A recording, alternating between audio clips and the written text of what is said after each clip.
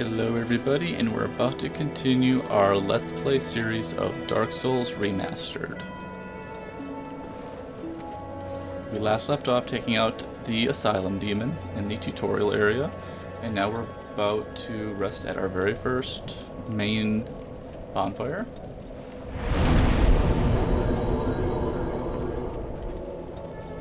Okay, so at the bonfire we're going to level up a little bit. A little more vitality, a little more endurance.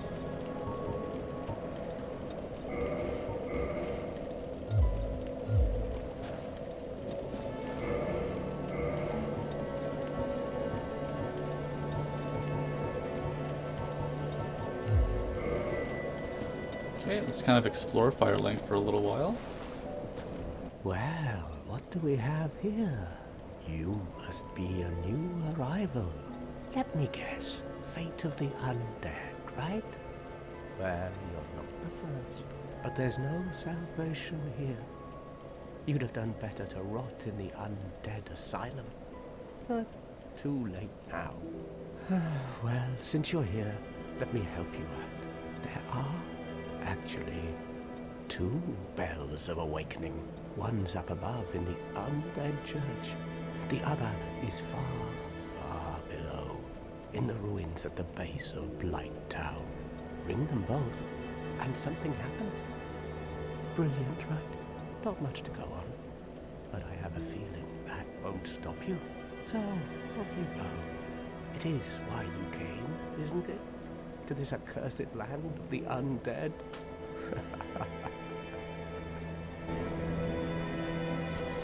Okay, so let's take a look around Firelink and see what items we can pick up. We got some humanity. So humanity, rare tiny black sprite found on corpses, used to gain 1 humanity and restore a large amount of HP. This black sprite is called humanity, but little is known about its true nature. If the soul is the source of all life, then what distinguishes the humanity we hold within ourselves? So the way humanity works in this game is it makes you human. So currently we are not in human form. So if we were to use a humanity, we would become human at the bonfire by reverse our hollowing. So just to take a look at what this looks like.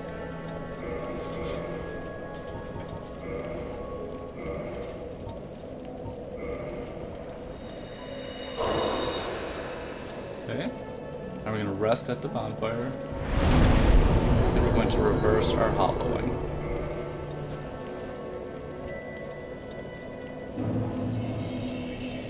So now we are in human form, no longer looking like a decrepit zombie. And then if you are in human form, you can also kindle a fire, which allows you, instead of to have 5 charges on your Estus flask, you could have 10. Later on, we'll be able to upgrade our bonfire even further. And while in human form, you'll also be able to summon NPC characters.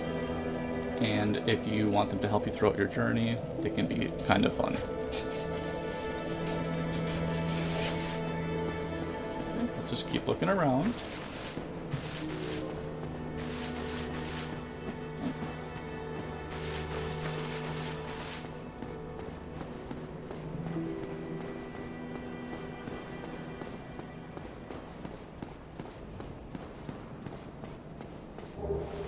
Okay, we picked up some fire bombs.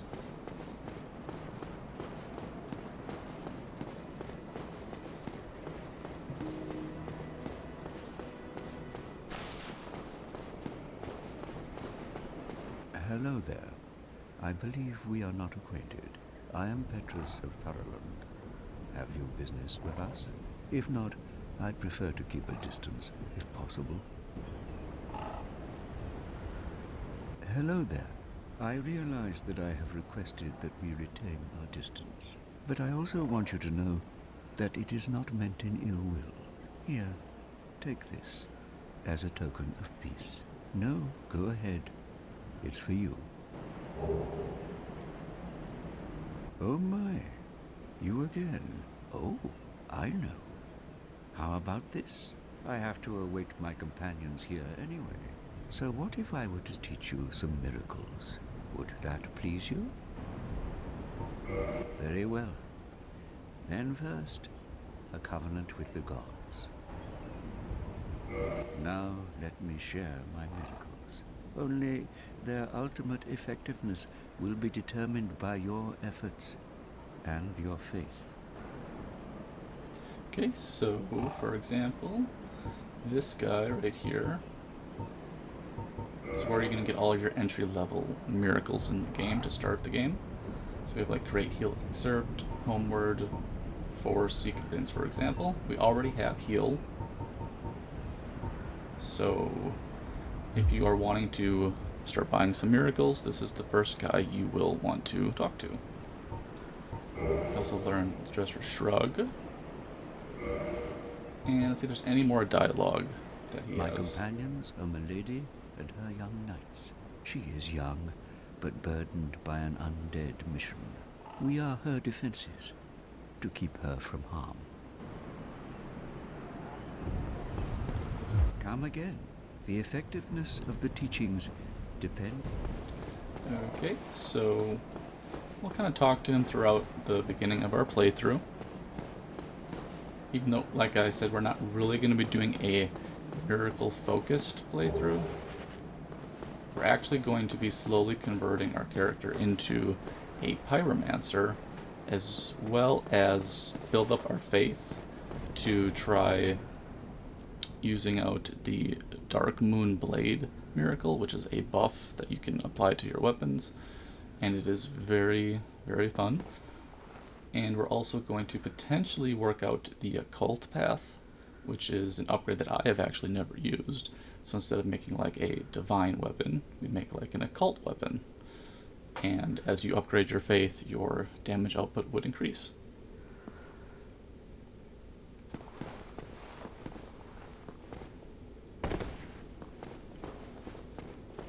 Okay, just hopped on the elevator.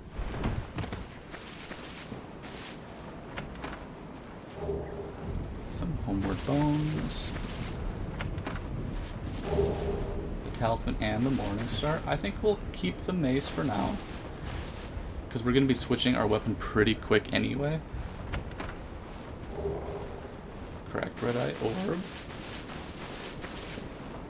And I think there's one more chest over here. Okay, Lloyd's talisman. Take a look at some of our items that we picked up. Talisman utilized by Allfather Lloyd's Cleric Knights to hunt down the undead. Blocks Estus recovery within a limited area. In the outside world, the undead are accursed creatures, and Lloyd's Cleric Knights are widely praised for their undead hunts. This blessed talisman blocks undead recovery, allowing the knights to fight with impunity. So essentially it stops Estus recovery. We have fire bombs, we have... Okay, and copper coins I believe will temporarily increase your luck and item discovery. We are all good there. Okay, you'll notice that we're going to hop down into a cemetery or graveyard area. We can't really fight the skeletons easily, they will keep reanimating. So for now, if you want to explore that area, just be mindful that you will either have to run around to avoid them, or you have to keep fighting the skeletons. So until we get a weapon that can take them out more easily, I think it's fine to just ignore them for now. One of them kind of followed us, potentially. Here we go.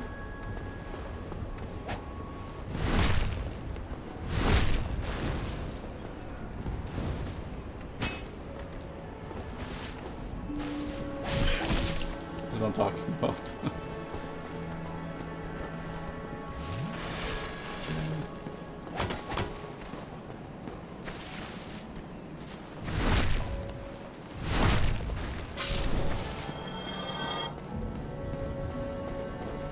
So we'll actually go into the cemetery later on in the game. But right now, we're just going to be kind of exploring the other parts of Firelink.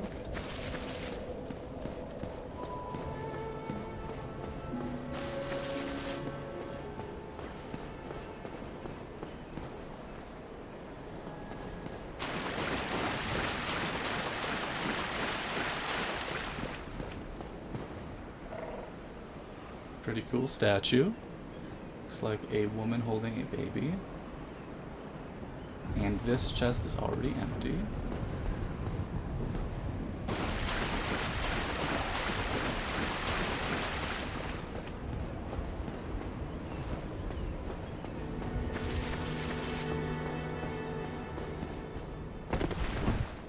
Okay, just testing out the jump button. Sometimes it takes a little while to get used to the new jump. Like in Demon Souls, for example, I don't even think there is a jump option. Okay, so we're going to try to do some platforming. And hop on over. And slowly walk your way around.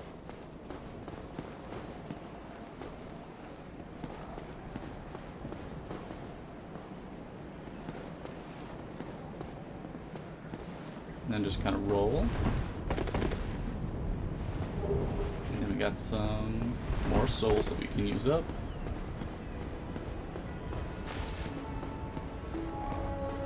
Okay, so the first thing we're going to do is get the weapon that we want to use for our beginning of the playthrough. So we're going to go down here for now.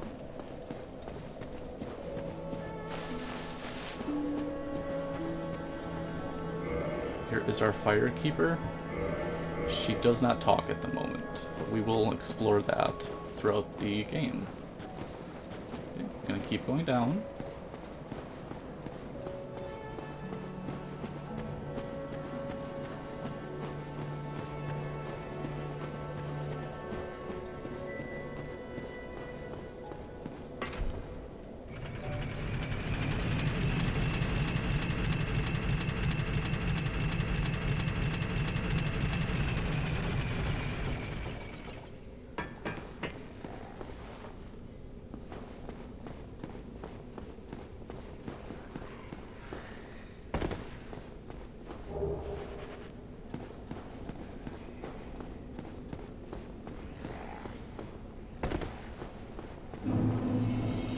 The New Landa Ruins, we're not going to be going into this area for a while, but we are going to be kind of taking a little path this way.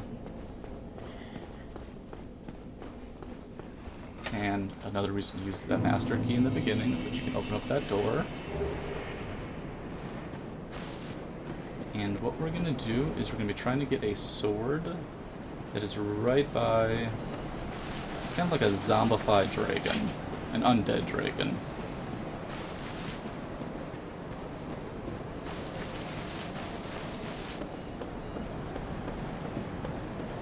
There is a chance that it might kill us, but that's okay. Death is all a part of these games. It's okay to die here and there. And notice that we have an undead dragon, and within its vicinity we have some items.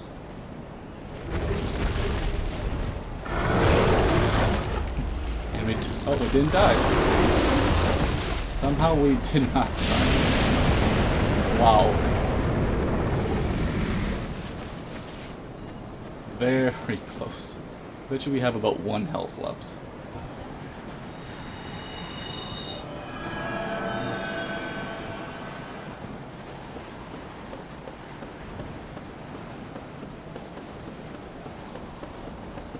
So the item we wanted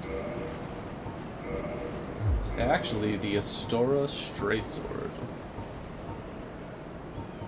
I wonder if we do need a little bit more dexterity to use it, so we can't use it just yet. Straight Sword of an Unknown Knight, likely one of Astora's superiors. The cool thing about this, if you are a faith-based class in the beginning, is that it does have some split damage, and it requires 14 faith to use, and we have exactly 14 faith to start with. for now, we're still going to be using the mace. And I think we got a really good shield. Yes, the Dragon Crest shield. One of the enchanted blue shields, the Dragon Crest shield, greatly reduces fire damage. So we don't need to use it yet, but when we are in the vicinity of a big fire attack of some kind, this shield is going to block 85% of that fire damage. Very good shield.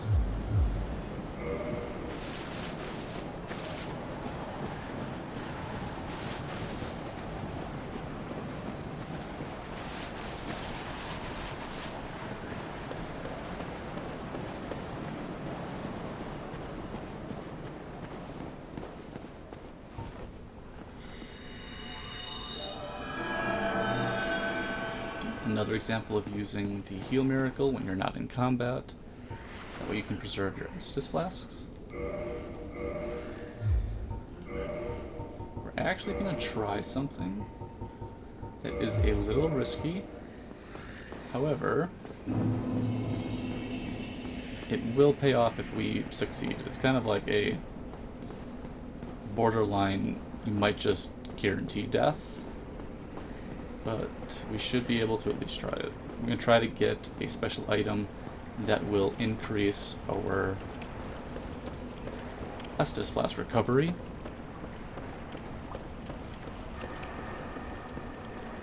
So though I just said we're not going to really explore the Nulanda runes, we are going to quickly run through a portion of it and see if we can actually make this.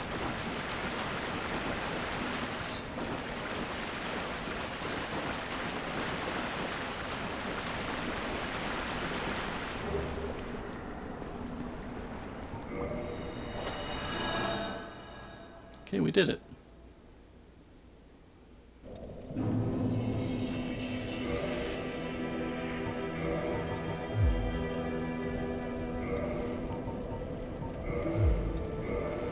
Okay, we just picked up a Firekeeper soul. Each Firekeeper is a corporeal manifestation of her bonfire, and a draw for the humanity which is offered to her. Her soul is gnawed by infinite humanity and can boost the power of precious Estus flasks. It can be used to gain humanity and restore health. Okay, so what we're going to do is go right back down to the Firekeeper. And we're going to give the Firekeeper soul. So now you'll notice that our Estus flask says +1, so we will now be recovering more health than we were before. Okay, I think we need 2 more dexterity to use that Astora Straight Sword. Let's see if we have enough if we use some of our soul items.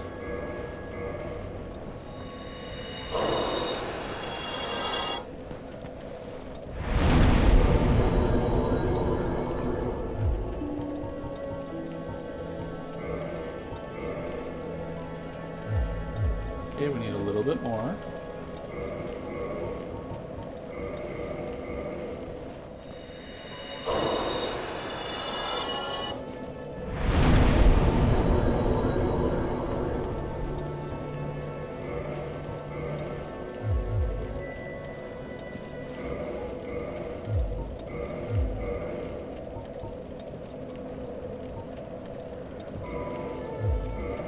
Okay, so now we have the Astora Straight Sword, which we'll be using for a while. And just to do a quick compare of the damage, you'll see that our right weapon 1, which is the Straight Sword, is going to have 174 damage versus the mace, which only had 100. So we're getting much more output now.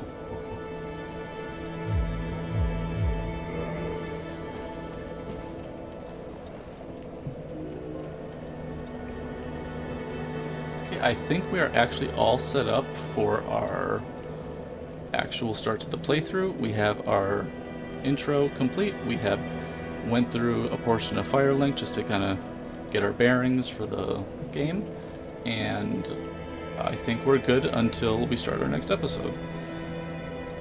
So I would like to thank all of you for tuning in, and we will talk again real soon.